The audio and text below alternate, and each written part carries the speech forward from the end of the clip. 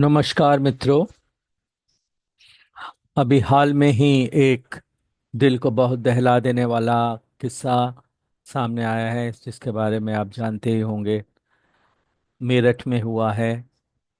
और मुस्कान नाम की एक महिला ने अपने ही पति सौरभ की निर्मम हत्या कर दी। और उसने अपने लवर बॉयफ्रेंड साहिल के साथ मिल करके ऐसा किया। बहुत ही दुर्भाग्य की बात है। अक्सर ऐसा होता है कि जब कोई किसी की हत्या करता है तो उसके पीछे उसके पास एक बहुत बड़ा बड़ा कारण उसके हिसाब से होता है, जिसकी वजह से वो उससे नफरत करने लगता है और फिर उसकी हत्या कर देना चाहता है।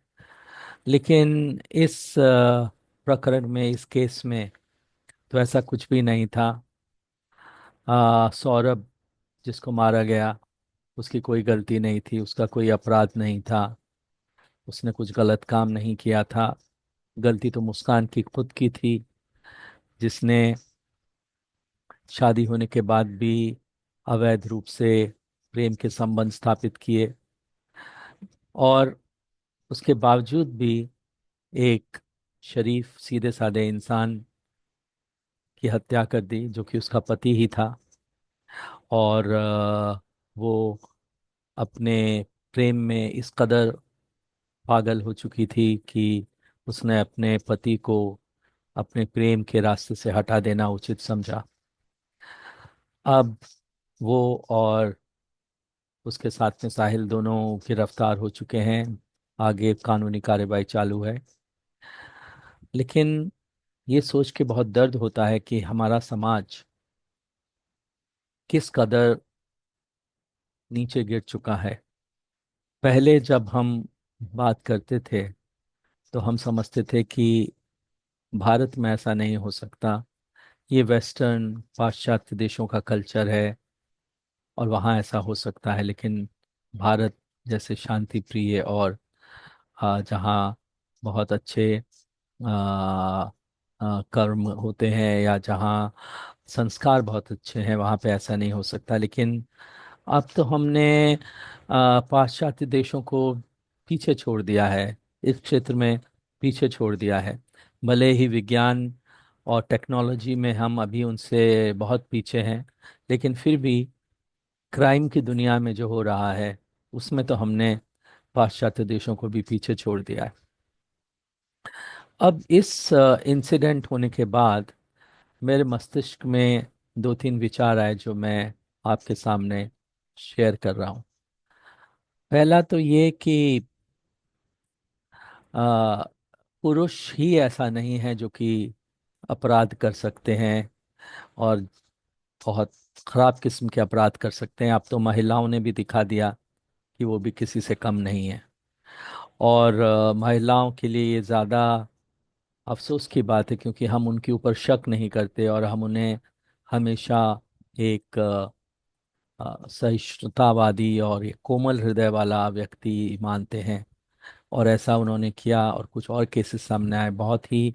ये हमारे पूरे विचारधारा को झकझोर देने वाला इंसिडेंट है। तो दूसरी बात ये मैंने समझी कि ये अपराध किसी जाति या किसी धर्म से जुड़ा हुआ नहीं है। क्योंकि अक्सर हमारे समाज में ये बात होती है कि कुछ धर्म विशेष के लोग अपराध में अधिक शामिल हैं। लेकिन ये बात ये बताती है कि अपराधी का कोई धर्म नहीं होता है, ना कोई जाति होती है।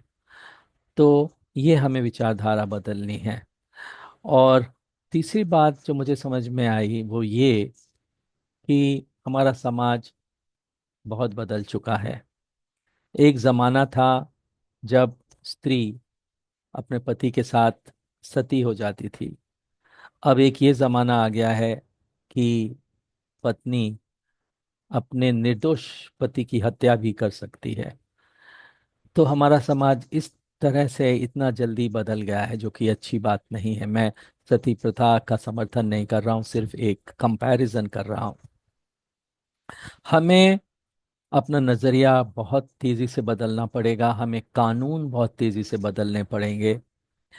हमें आ, डाइवोर्स तलाक को आसान बनाना पड़ेगा, और हमें समाज में बहुत जागृति लानी पड़ेगी। डाइवोर्स को अब हम एक स्टिग्मा, यानी एक वैसी नज़र से ना देखें कि ये एक बहुत बुरी चीज़ है। इसको आसान करें, और अपने समाज में लोगों को धर्म के प्रति और सही और गलत के प्रति जागरूक करें, क्योंकि गलत रास्ते पे चलने का अंजाम हमेशा गलत ही होता है, और आज ना तो कल उसका अंजाम बहुत बुरा होता है। और जिस तरह से आ, जिस तरह से दहेज या डाउरी को बंद किया गया है, उसी तरीके से एलिमनी के जो कानून हैं, जो कि पत्नी को मिलती है पति से, उसके बारे में भी बहुत गहराई से सोचने की ज़रूरत है। हमें समय के साथ बहुत तेज़ी से कानून को और हमारे समाज की सोच को बदलना पड़ेगा, जिससे कि इस तरह के वारदात कम हो सकें और समाज में शांति स्थापित हो सके। धन्यवाद। Thank you very much.